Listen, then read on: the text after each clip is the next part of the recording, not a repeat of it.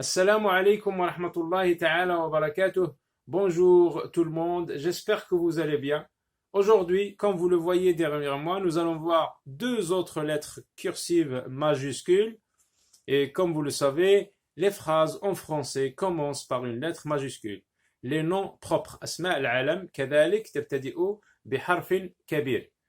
Euh, Aujourd'hui, comme d'habitude, donc on ne fait jamais assez de le rappeler, je vous conseille d'écrire la lettre que vous voulez écrire en l'air devant vous pour se faire une image mentale de la lettre en grand format, en grand, avec de grands gestes. Puis, je vous ai recommandé aussi de l'écrire sur la lettre même, sur des modèles déjà imprimés. Ça se vend dans des fascicules à la librairie. تباع في كتب هناك des modèles هكذا تكتب فوق الحرف. Il suffit de savoir la direction graphique. En répétant ce geste, en recommençant à chaque fois d'écrire la lettre, vous allez arriver à perfectionner votre écriture. Donc, voyons maintenant la lettre E sur le tableau. Donc, comme vous le voyez, elle monte sur une hauteur de 3 interlignes. 1, 2, 3. Hein.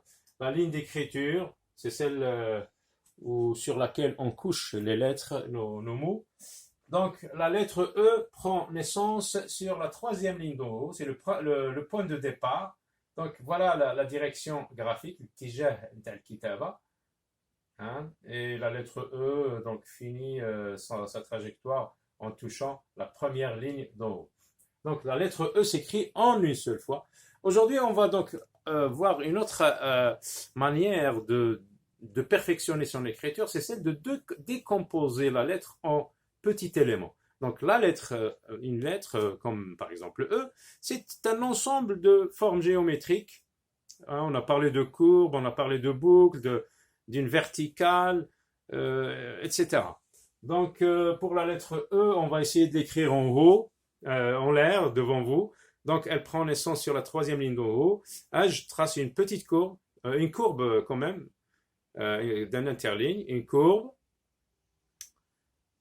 Voilà le premier élément. Deuxième élément, une boucle d'un interligne, une grande boucle, suivie d'une petite boucle à l'intérieur du deuxième interligne. Et la lettre E finit sa trajectoire en touchant la première ligne d'en haut. Voilà les éléments dont je vous ai parlé. Donc, il y a plusieurs éléments, la courbe, la boucle, la petite boucle et la grande courbe. Pour la lettre E, donc on va essayer de la décomposer au tableau. Donc, le point de départ, je trace une courbe. Donc, suivi d'une grande boucle d'un interligne. Ensuite, une petite boucle à l'intérieur du deuxième interligne, première interligne, deuxième interligne, troisième interligne. Hein.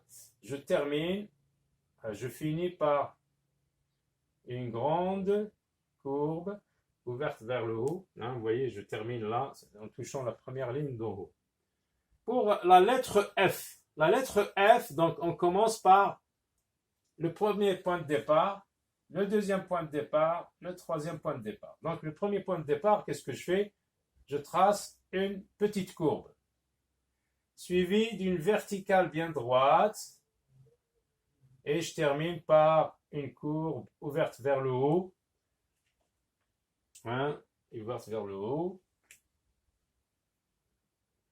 Ensuite, je vais sur le deuxième point de départ, une courbe suivie d'une vague assez longue. Et je termine par,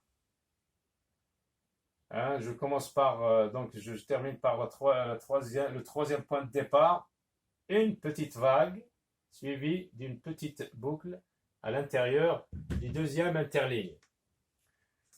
Le nom propre, E, donc E en arabe, il n'y a pas de nom propre qui commence par E. On va dire par exemple Euclide, c'est un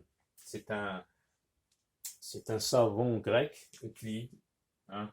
Bon, je n'aurais pas besoin de tracer d'autres lignes. E,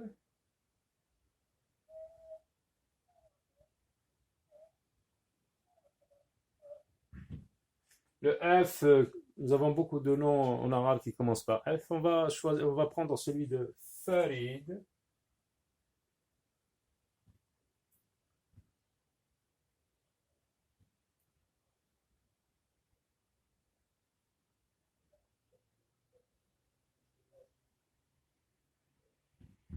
Voilà.